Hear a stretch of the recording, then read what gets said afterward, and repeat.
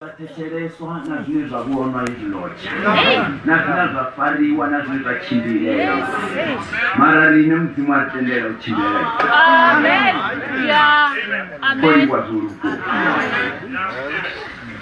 Kuliwa ubana mawofi vane batebele kila mzimu. Amen. Vyadura hizo kabatu vane babaka maimo auranga shango ula batendera uri babye bathe badotenda ujena utekeleza kila mzimu bapesese mzimu batebele mzimu vyadura.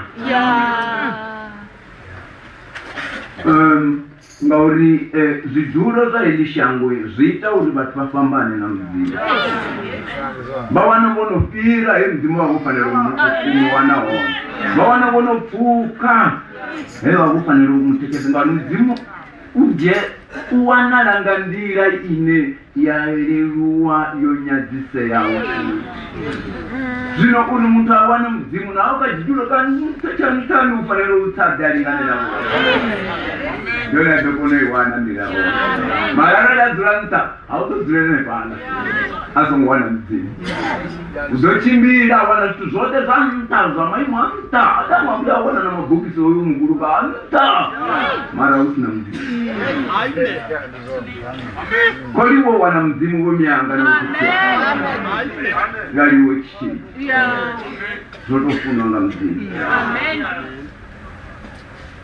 koliwa vakala na vakomana vanga vachikotakwa vachikochenchana ngawamba itula mzimu ndandova ndisongosedzera uri na mudzimu angatenda uri ndizodhoroga itilawe ndova ndotitomura uri tamwe ndizotova mutu ane adhorogera vachichangani vanedadzira navo ngani mara mudzimu sokozviita uri ndive mumwe ane aimapanda vanhu tibirila uri ndidori mini mara mudzimu yadivo karibule kabugo yera pamurova ya Matthew chapter 9 Regale usomaka verse 35 usikela ka verse 35 okay, anybody verse 35 Matthew chapter 9 verse 35 Tani Yesu asondeleka imidi inkwani shimitana adonisa masinagogeni yakona abula ivangeli leya kupuma ahayisa bamabati nkazayedisha kanshaka. Amen. Verse 35 Uno Yesu achimbira ya midini yote na midanani afunza zvikoloni aholera mafungo madipa mbuso wakadhuru apodza malwadze ote na matungu ote vatuni ari achivona mabutu akatuchera mbiru ngauri vova voneta vobarangana sangu dzisina murisa. Amen. Amen. Amen. Arikoliwa ngamani ndava yeyi ndindava inebva kure ndindava inebva kure uri uite ichi chinhu chauri ukuvanganiwe uchiwangenuti naine Jesu ovakuchimbira achibva midhini ya midanani achikodzivadza ngahaya mafungo madipa mukusonzi. Why? Zviterwa vanhu vodigedha valindami vanazva kuti vanadzigoridza kuti vakanga dzivonaka vananakonekokopatai vakupona lero vavhudhi nadziri kudzonaka mara keiji ndava keiji chuti chine chingonyambori vachidhive navo vana suru vachidhive vena ndo vachidhive vena goroi vachidhive vofunzera.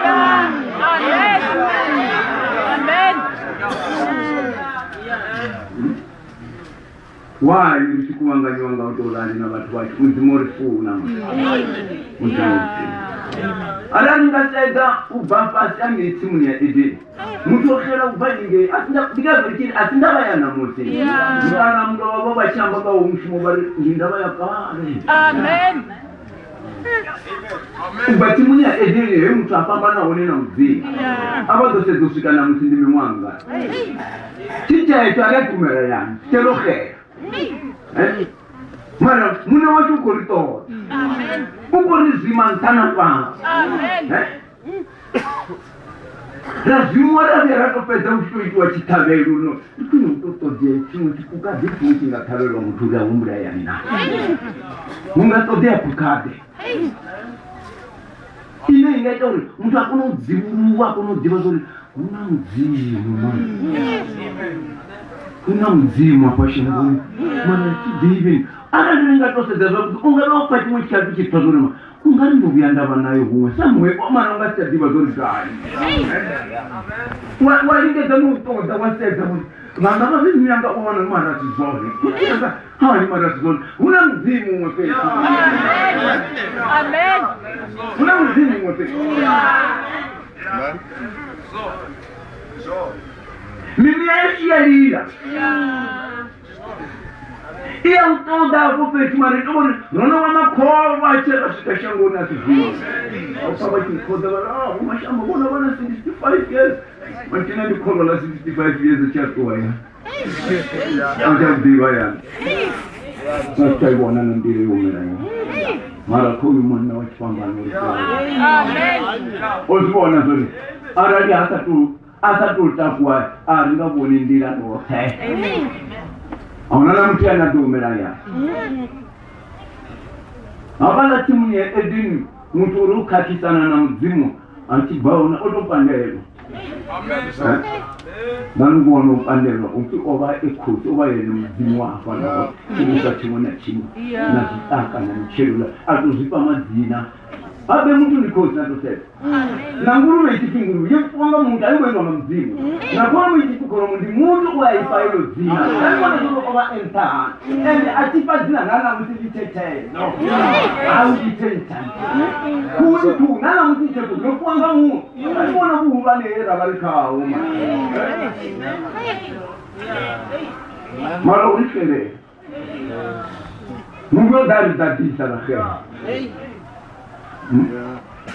pandelo kuregenia varichichira choto usina mavidani usina disociety usina dissurance mwana runopandelo kashangurira tamburiwa kadu panotodiwa dissurance panorengerwa matomuru mwari namadzina kuti owedzera mashamba apa apika iderenga muraro nawo ndokuwandisina muraro want to rest in peace. You know the look on this now. You don't want to live done.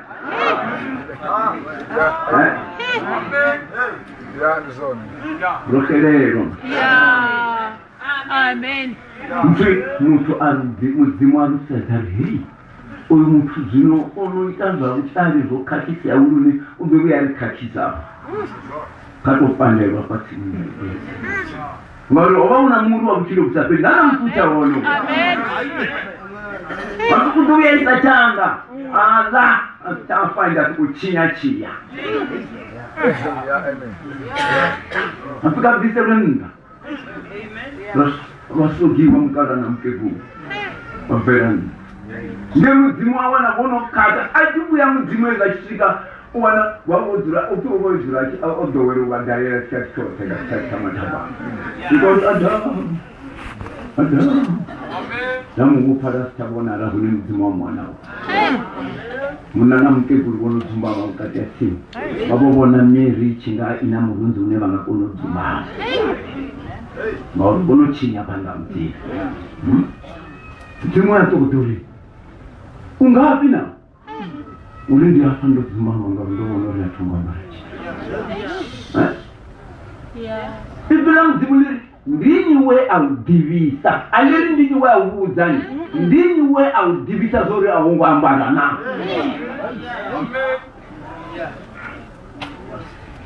Ndinyi we adivaza ingo zori iwa aungu ambara. Amen. Kwa mudzimu womangazo ngamudzimu twati wamba zori ene uko odzuma mangaru ubona so ngamba. Ngene mudzimu achidziwa zori omamba dzanguva isata hali ayidira isina irungiwe. Ndi everlasting. Ngambiya mchilo kusapei. Auna kutoilete. Tangola woni. Amen. mara ngaukaka ngaupangwa ndirani ya mzimu yavhura yone inoitokivhura aitendi vatikuchimira vaita chivi kaendere chinotobvura vone vane vatotovhura muketwa vatotokotara vatikochimira mara vasitenda nguvo ya mzimu ende rina vana maharisiwoni izo nguvo yeyo bvura yakanoyoambarivana idziwanga ene mzimu vatozivona dziva lamusi vachitori zoria no ndova ndisitenda nguvo zvino ndava iyi ikutendereka nashango lote idzi vadziwe vakadichira vana mashudu vokonosvika hapa kauno mutangano wememo waungakosi vapangaenda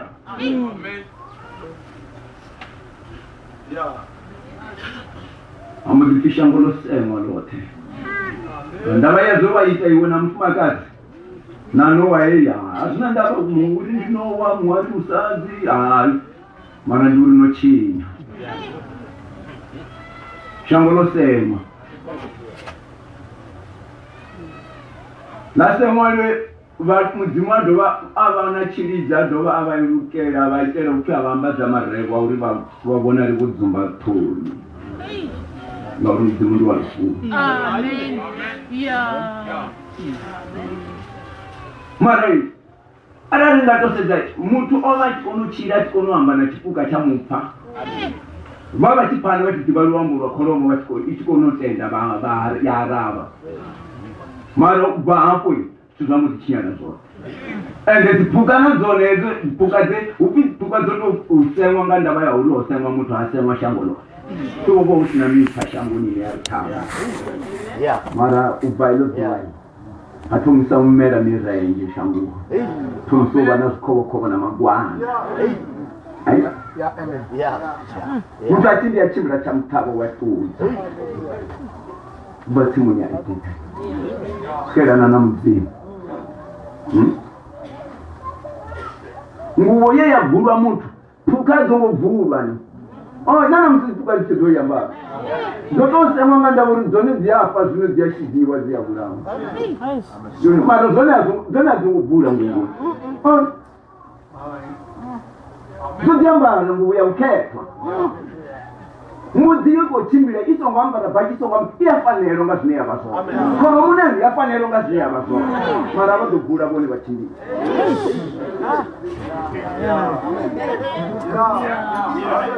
vakuzua rokeza chitu chavudzi rokeirwanga chitu chavudzi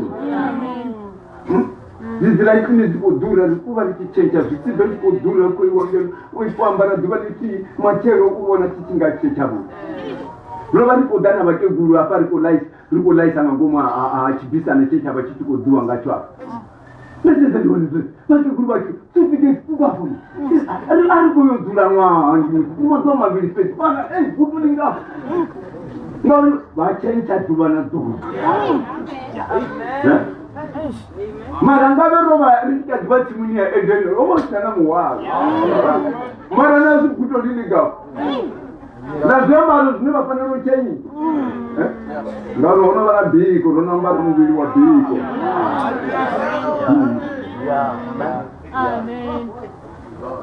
zimwashundu wako udengaivanei zimwashundu wako ndiapandero timuni ya edeni adamu nafumakati vatena adawana na security ulinda asikobana denesi wacho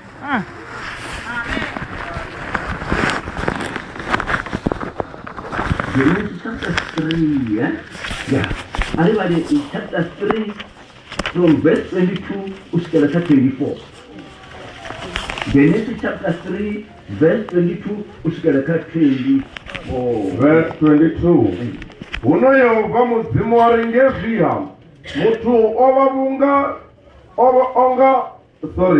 Uno Yehova muzimu aringezviha mutu ovavunga mumwe washu ngaudiva vudi na vuvi zvino asongodhova abvisa chanda akamuri wa uchiro asongochachira chote Yehova muzimu wambomubvisa tsimuni yaedheni uri ayolima mavhu eabviswa kao.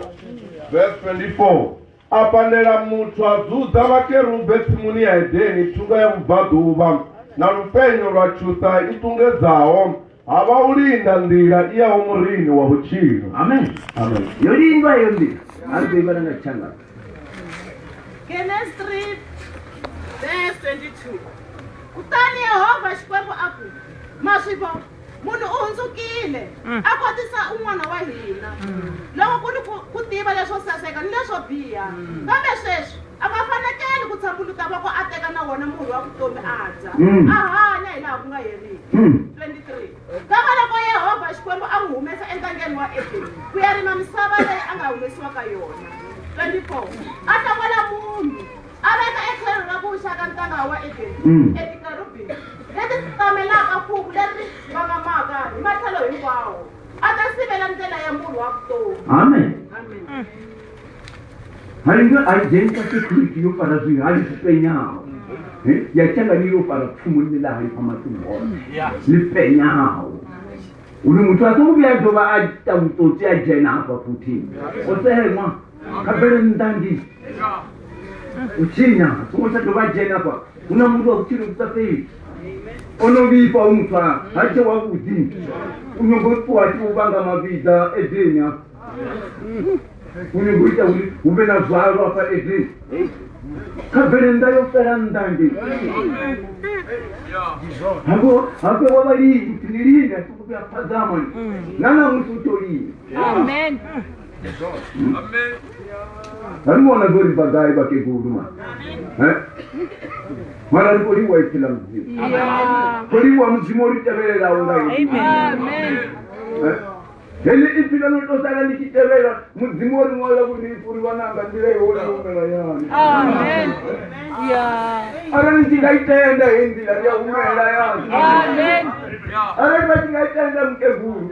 Baraka zote malamba malembe na mini zote na mingwenda ya mafaru na zote. Zoitisa ngausadiva. Amen. Amen. Zoitisa ngausadiva.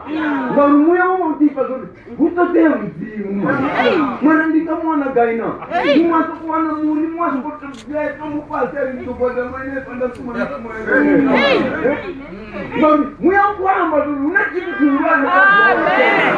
Ndienda pale ukitanga mwana kigawa. Ya zo. Azimanga zimufuka male mingwende ya mapanu. Azimanga zimupata zitangu. Ai. Azimanga zimakupasa.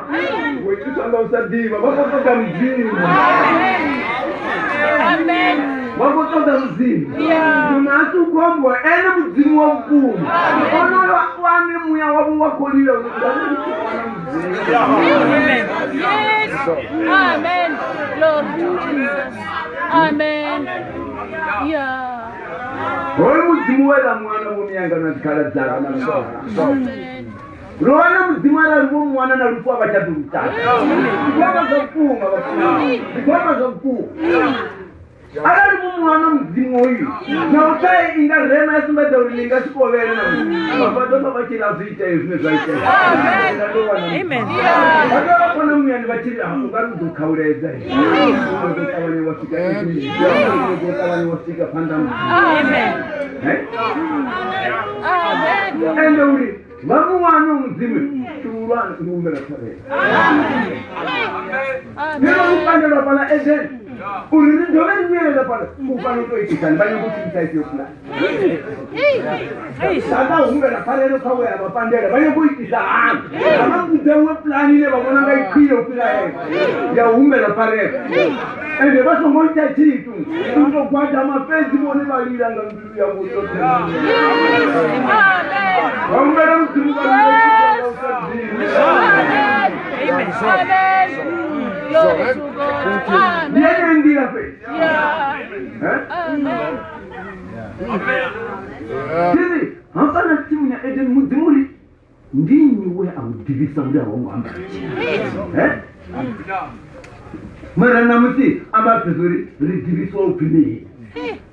Luke chapter 1 verse 27. Hey, yeah. Yes. Yeah. Verse 27. Vatu bawe udovapa ndivo yauri vatochitswa nga wangula zvivi zvavo. Amen. ndione ndimwenye raitwana musi tiringeti muya Edeni Satani uri pandivo yauri arongo ambara ravofuka madari amuri mara zvino mudzimu asi vanandava na chilizi ovuisa ndivo yauri rikonodziva sori rizovuyerera ngauri rangorazvirindochibva ngauhangorozviriva ndindivo akotorivuuzani urikotofiwa ndii avakubuza avakusumbeaizani asi chine vadochibona ngamasoni Ipanolo daka ndivo, bakwa ndivo, ndizochizwa ngauri milandu yanga yangu. Abantu bana ngachanga.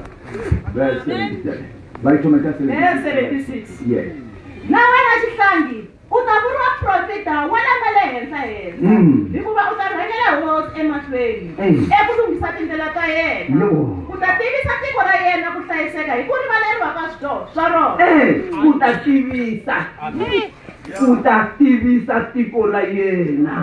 Ku hlayiseka hi ku rivaleriwa ka swa. Amen. Robert. Amen. Mbone vana hiyo ndivo. Fanele umere pale. Auna mundi. Ndira yovhava makeri kumoyoima. Arapfumo na buhari tungo zo. Ziko yori barinda usiku na masara vendera una kofe ende. Auchaisiwa kweno ngojera na chifu. Badrole bene bonana mfache bene. Bone vadokuwanga ikyoni vavonanga vadonchacha ndanguvoni vabhaderani uri vahumere ngei uri vakerupe vakonoimisa mapfumo varichenayo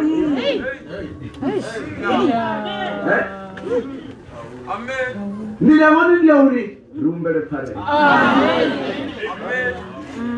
mwana wavo vorwa naye vemutano vamupanda vari wana nikwapa wondirana mwana vamupanda vari tuwa yananga tuba bela kula ngeni mara uri akuya faya mufana rumbe amen tuwete imoti tukolira ngo tikojena ngagara ngoswana uri ende baona yana bakona kali amanda tubero ndala ndinayo mona mara aralunga tendivo ya mani rumbele palero kafuchanga rumbele palero kaba bebi banga abachitanga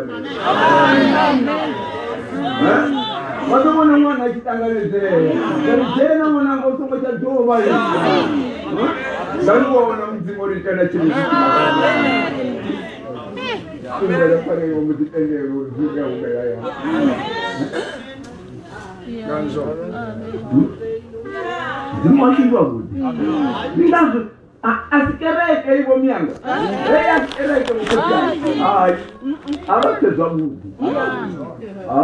Yeye asikereke. Hapa ndi ndava ya uchiro havo. Kwakabone vanhu uri vajiyamini. Vaitendana. Kana vanamwe plani yavo avakombechezi. Aka vachivona unamwe plani inenga vasvikisa makoreni wele. Avakuenga ine. Varandero wana yeye yakuwa ndipo ya uri kuchitwa vao.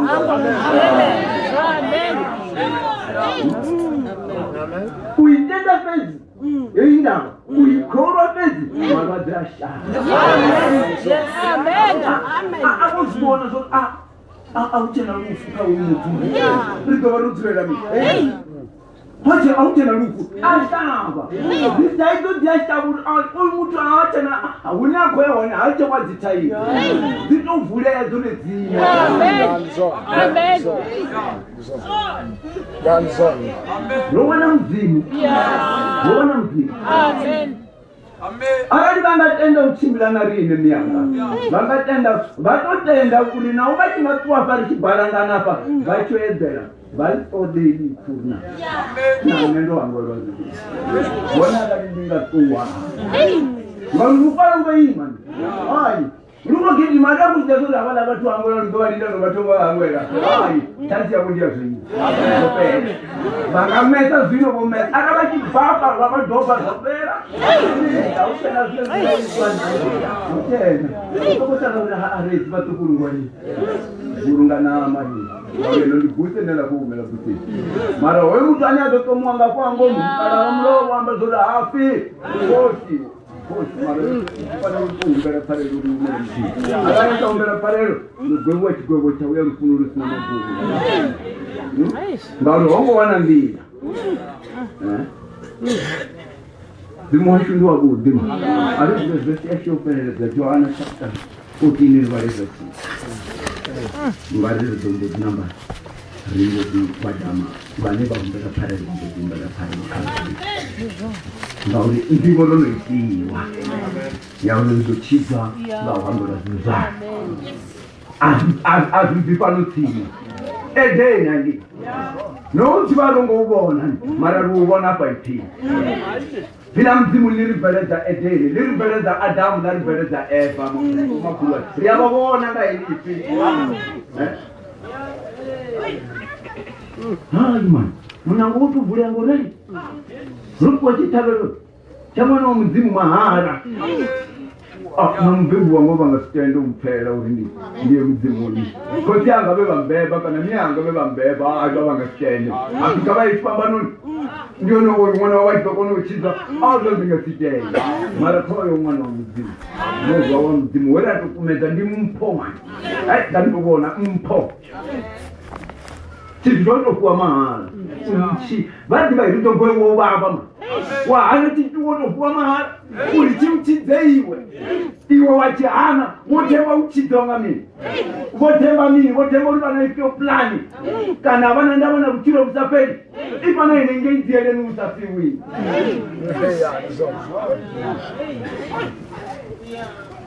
Inenge idziele ni auna kumura. Vakutava mkosi busini na masiyaha. Bomesa upeona munani abantu bati we ani abange we abacho apozirange achiwamba wange pati upikuri ngabe zwa zikite uri rumene chango dali doketa utambu amen Lord obana tugo chako chango namdinde ende ero abone indi Vamos a ver con disciplina. Azongo vi pariti wana tuzamu diriki dijeta kama na banga. Mara chapanda. Chapanda mzimu. Kama na mzimu. Bakona tele diriki diva. Bakona na mia wona kazamuti. Bakona na gure ya wichi wafanera.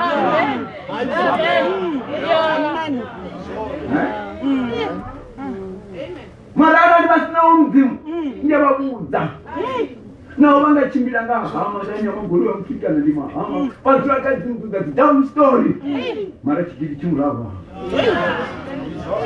and I didn't zondinyana one day wasongowara ni unanya kubazonda bona bamzi unanya bana buchiba bona bamzi unanya bana na viwa na mfakazi wabo bona bamzi ababulala ngibana mfakazi wofila wawe uyokujya womfakazi wonaka ufila wawe amen aseza diplani zote wanorono kineta kona ndiki wane abadivi mararani bawana womzimu ha ndiya womzimu uzochangwa chaya uzona chibaseza bona mufunelo mudzimu ya mangaza mudzimu happy elinga udisa chibani wona lunyo kutita utoita uruziyangwa yemungu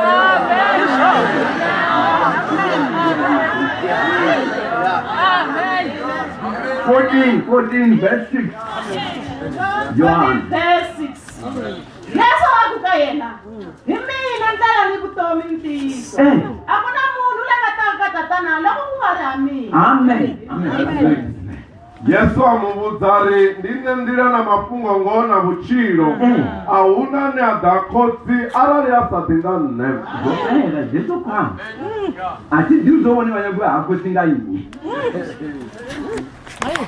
kula auna ne adakotsi arali asatinga ndo munna wachipamba wone wanyagwa yangani manyango yanga makuru kukubala bane babange mashubi nge mavitani nge zaloni zakale kale auna buchiyo amen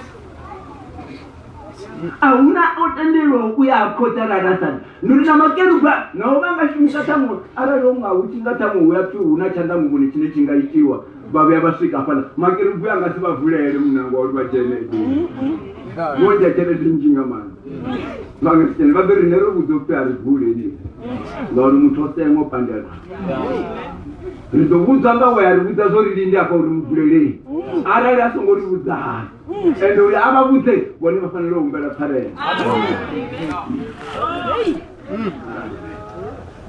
Rona ndaba y'ubuciro Rona rupfumo rusapimwa rwose Sidibizore ringatuzi yandisana Angaba hone hapa bukati ya shwani abasa Tudeno nga mungu waone Nani ndifana roho wangu rozini Angaba hone hapa bukati ya shwani Ane akadibana mandaru Ene unachele Ene ufuma unamsaji onaka upila wote ndi minister kitu kama ni kama ni zote au ni kitu namuna naomba ndizi jura linela uta ba mabana marogo ba uta madwa mangala bali sipezi majari ba dokwana kongonyalo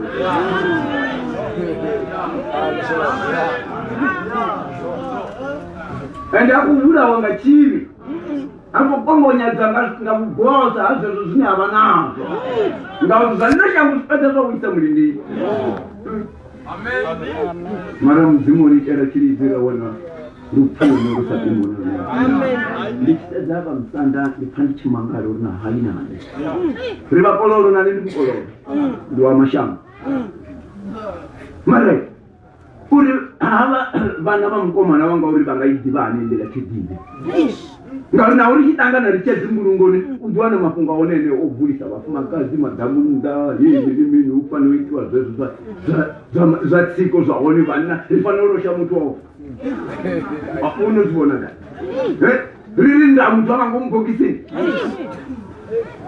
oh ina ritendi tazubona tori bana zora hache walushaka hache muru wuli hayi ndi boshanduka hawa ndibona ngizofirokela Martina Rona ndira Rona ndira ari chabira chiruya gagori habana bukera nazo nikitazama msanda nikitaza muhali hapa ipandi chibira na mara mtumanga ndisani kama tubashi muya wewe ujerita kama msanda wewe utafiki kama watu bashi Mara, hauna mwendila swani tuangani mzimu Uri Lazaro uri kautolumwa Uri mfumu uri kautolumwa Lazaro yukuza mashaka angangi Inabara kaba yukuzi Uri basongo dae ule ngenda mahoni Mara ndo pasu mzimu pindula Ngandile ule luwa Uri huna mushe na waprofita Bene bakala bumfuni bene bakutama bakumana banga Amen Anandraza pabona zopera Jeji chimi mateta iponga msanda Arani basa pama funga anapamba keji chimi mazopera Malero Hata kuri nga mlenje mtumu wa paskete chimi